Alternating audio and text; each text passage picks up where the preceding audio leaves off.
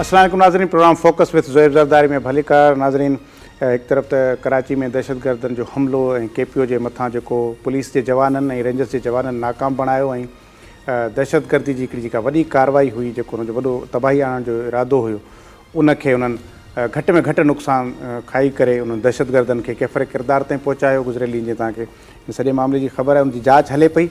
अञा काफ़ी शयूं जेके आहिनि से उहे वधीक हक़ीक़तूं साम्हूं ईंदियूं इन हवाले सां। ऐं पुलिस जेको आहे सो जा जेके बि इदारा आहिनि, जेके बि इंटेलिजेंस इदारा आहिनि, उहे मुकमल तौर ते हिन जी जांच करे रहिया आहिनि। उन सां गॾोगॾु इमरान ख़ान साहिबु अरबा जे ॾींहं खां पंहिंजो जेल भरण तहरीक जो जेको अॻु में ऐलान कयो, उनजी हाणे तारीख़ ॾेई छॾी आहे।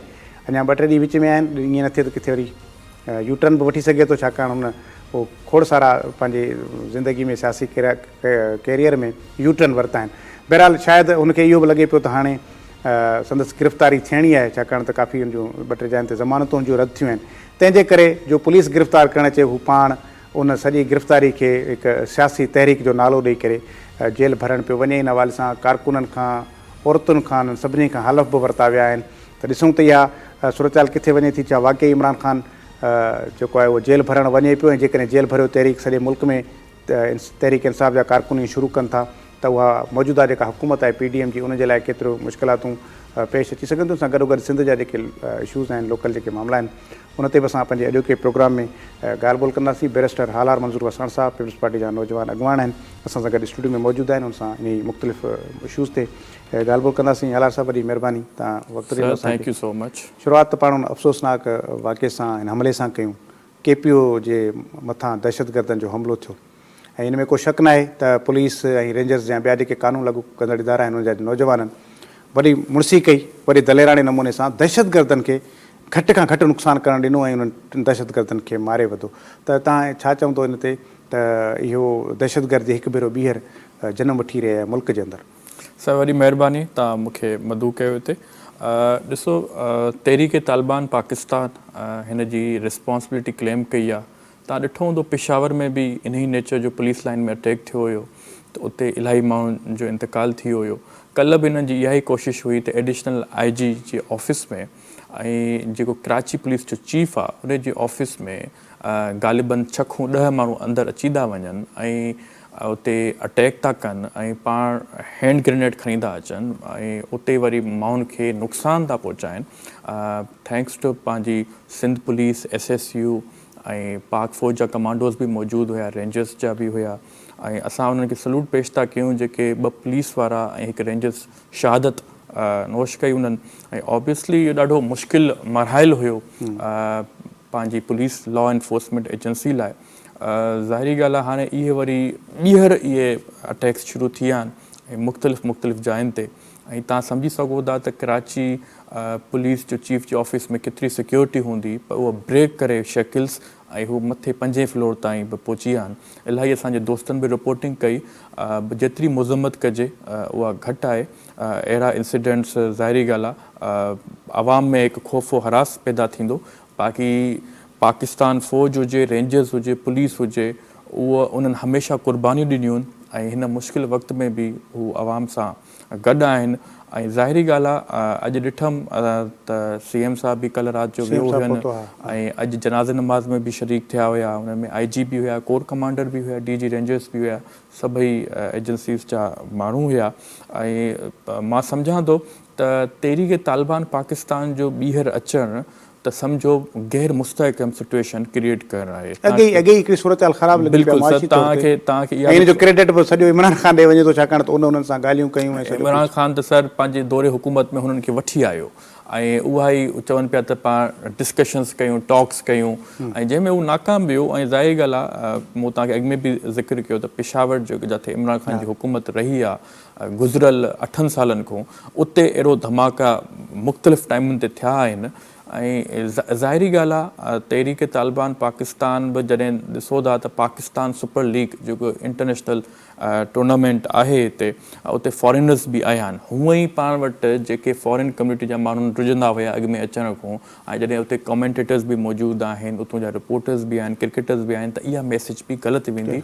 बट असां शुखुर अदा था कयूं त विदिन 3 कलाकनि 2 कलाकनि में इहो सिचुएशन कंट्रोल थी वई ऐं जेके दहशतगर्द हुया उन्हनि जहन्नम रिसीव कई। अच्छा, उन सां गॾो गॾु ॾिसो न, हिकिड़े तरफ़ दहशतगर्दी जी सूरत हाल आहे, पेशावर में थियो, उन में त तमामु घणो जानी नुक़सानु थियो, हिते घटि में घटि जानी नुक़सानु थियो आहे। ऐं उन सां गॾो गॾु वरी मुल्क जी जेका मुआशी सूरत हाल आहे उहा तव्हांजे साम्हूं आहे, जो ख़्वाजा आसिफ़ चए थो त मुल्क डिफॉल्ट थी चुको आहे, असां उन डिफॉल्ट मुल्क में रहूं पिया हुनजे बकौल में। ऐं हुन वक़्तु वरी होॾां ख़ान साहब खे वरी पंहिंजी सियासत जी लॻी आहे त हू जेल भरण लाइ निकिरे थो ऐं माण्हुनि खे रोडनि ते आणण जे लाइ करे पियो, त इहे हिकु ई वक़्तु अनसर्टेनिटी पैदा थी रही आहे। ऐं वरी अहिड़े क़िस्म जी सूरत हाल में ख़ान साहब खे बजाए इन दहशतगर्दी जी मज़म्मत करण जे या TTP जी मज़म्मत करण जे हू हुकूमत सां ॻंढियो बीठो। सर, मां पहिरियों त इहो चवंदुमि त ख़्वाजा आसिफ़ जी स्टेटमेंट थोरी कंफ्यूज़िंग आहे। ज़ाहिरी ॻाल्हि आहे, पाकिस्तान एतिरा रिसोर्सिस रखे थो ऐं असां एटॉमिक कंट्री आहियूं ऐं ईअं चवणु मीडिया ते, उहो बि एज़ अ वफ़ाक़ी वज़ीर त दीवाला थी चुका आहियूं, त इन जो ग़लति इम्प्रेशन वेंदो। हा, मां सम्झां थो पेट्रोल प्राइसिस ॾाढा इंक्रीज़ थी विया आहिनि, महांगाई थी वई आहे, पंहिंजो ग्रॉस डोमेस्टिक प्रोडक्ट जेको GDP रेशियो आहे उहो घटि थी वियो आहे, स्टॉक एक्सचेंज रेट में थोरी मंडी घटि थी वई आहे, बट इन जो इहो मतिलबु न आहे। ज़ाहिरी ॻाल्हि आहे, डिफरेंट मुश्किलातूं आहियूं पाकिस्तान कंट्री फेस कयूं आहिनि। बाक़ी ज़ाहिरी ॻाल्हि आहे, इमरान ख़ान त न कंडेम कंदो ऐं बसि हुनजी इहो ई आहे त जेल भराओ तहरीक। अॼु बि ग़ालिबन मूंखे ख़बर पई त उन्हनि का मीटिंग रखी आहे ऐं घुरायो बि शेख रशीद खे दई हिकबिन खे, ऐं जेके पाण बुज़दिल आहिनि, हा, उन्हनि खां अॼु इहो पुछंदा त तव्हां मूं केरु केरु गिरफ़्तारी पेश कंदो, माना इहो जॾहिं माइंड सेटअप थिए त लाहौर मूं केरु कंदो। ऐं ज़ाहिरी ॻाल्हि आहे, उहो ई कंदो जेको सस्तो शोरियत रखे थो मशहूरु थियण लाइ।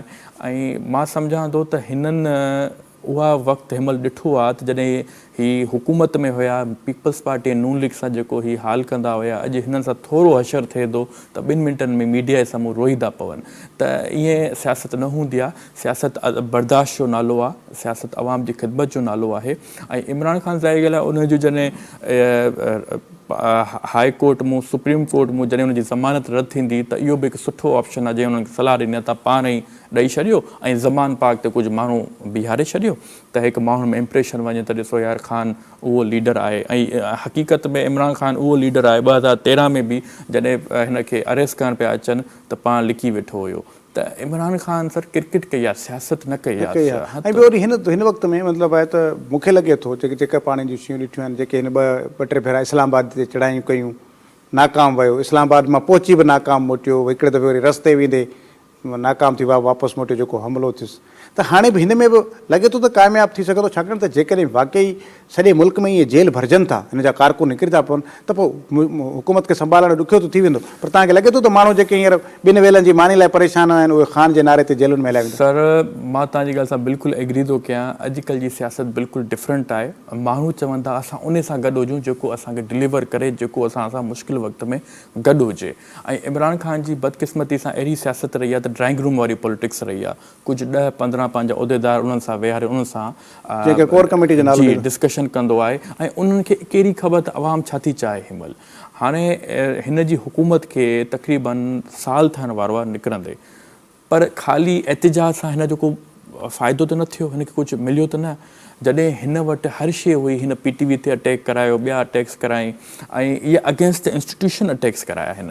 इलेक्शन कमीशन ते हमले जो त केस, इलेक्शन कमीशन में बिल्कुलु केस थो हले ऐं मां सम्झां थो जेके फॉरेन फंडिंग वारो केस बि हिन ते हले थो, बट हिन खे हाली बचाए वेठा आहिनि। पर मां सम्झां थो त हीउ नाअहल बि थींदो ऐं 2023 जॾहिं इलेक्शन आहे त हिन खे हारायो बि वेंदो। ॿियूं जेके भला ऑडियो लीक्स पियूं अचनि तव्हांजे साम्हूं, कुझु त जेके जजनि जे हवाले सां PTI जे वरी परवेज़ इलाही जी अॼु वरी जेका आहे उहा PTI जी जेका यास्मीन राशिद आहे, उहा हुन डोगर सां जेको CCPO आहे उन सां ॻाल्हाए थी त तुंहिंजे ऑर्डर जो छा थियो, ऐं चए थो त भला इहो असांजे अॼोकी राति सुकून सां कटे वेंदासीं। माना निंड्रूं हराम आहे त केॾी महिल बि असांजी गिरफ़्तारी न थिए, हू रिलैक्स थी वेंदा जेकॾहिं CCPO अचे थो। तव्हांखे लॻे थो त CCPO जेकॾहिं इहो अची थो वञे डोगर साहिबु त को रिलीफ मिलंदो इमरान ख़ान खे? छो त हो त वरी बि हुकूमत हुनखे अदालत जा ऐं हुकूमत जा मञणा पवंदा आहिनि। ॾिसो, मां सम्झां थो त ऑडियो लीक्स बि सही टाइम ते थी लीक थियनि ऐं उनजी वजूहात इहा आहे त अवाम जे साम्हूं हिननि जो जेको चहिरो आहे उहो निकाब थो थिए। बेनकाब थो थिए। हिननि जी परफॉर्मेंस रही कान्हे। ऐं ॿी ॻाल्हि इहा चवणु चाहींदुमि त अगरि हिननि जी ऑडियो लीक्स कॾहिं CCP जी तव्हां ॻाल्हि कई, वॉचुनि जी ॻाल्हि हुई, उहा बि केॾी मंज़र आम ते वई ते यार हिकु ई वॉच मिली, उहा बि तव्हां दुबई में बिज़नेसमैन खे सोल्ड आउट करे छॾी। हमेशह ई पैसनि जे पोयूं हिननि पाकिस्तान जी क़दुरु कान कई आहे। हाणे हिननि जो मक़सदु इहो आहे त इहो ई CCP अगरि हूंदो त पोइ असांजा कम थींदा, पर ज़ाहिर ॻाल्हि आहे अदालत जे ख़िलाफ़ु फ़ैसिले ते वेंदा त वरी उहो चैलेंज थींदो। त मूंखे सम्झ में नथी अचे त यास्मीन राशिद साहिबा बि जेकी पंहिंजे पाण खे सीनियर सम्झंदी आहे PTI जी उहिदेदार, उहो बि उनखे बि मिसगाइड कराए थो वञे। ऐं ज़ाहिरी ॻाल्हि आहे उन्हनि खे पाण ई चयो वेंदो आहे तव्हां फ़ोन ते ॻाल्हायो, वीडियो लीक कराए ऐं उन्हनि जी बदनामी करण था चाहिनि। मां सम्झां थो त इमरान ख़ान खे गौर फ़िक्र करणु खपे। इलेक्शन बि वेझी आहे ऐं इलेक्शन में हाणे इमरान ख़ान जो खटण बि हिकु वॾी चैलेंजिंग आहे।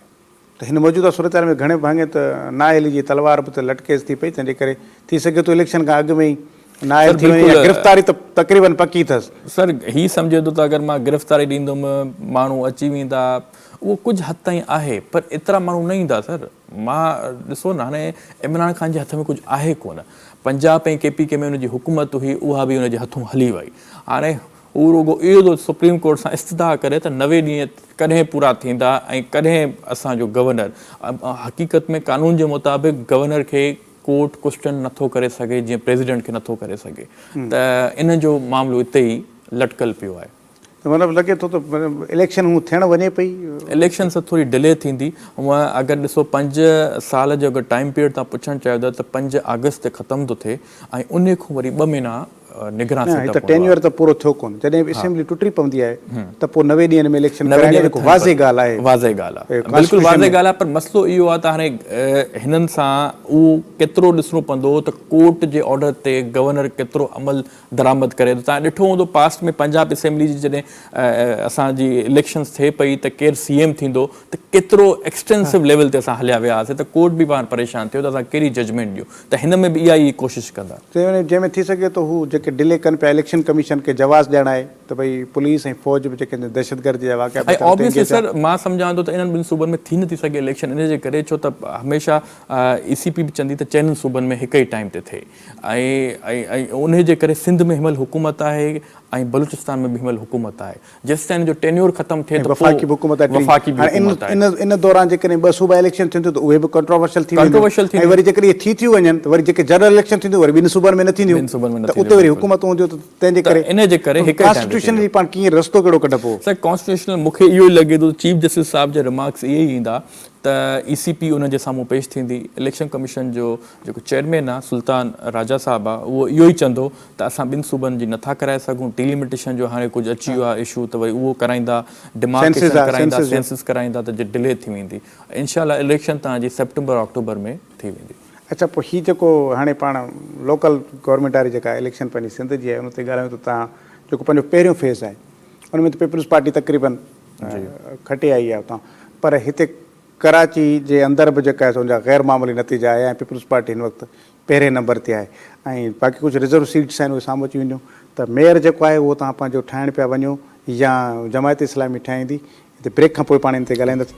व्यूअर्स, ब्रेक वठूं था। ब्रेक खां पोइ असां बैरिस्टर हालार मंज़ूर हसन साहिब सां गुफ़्तगू जारी रखंदासीं।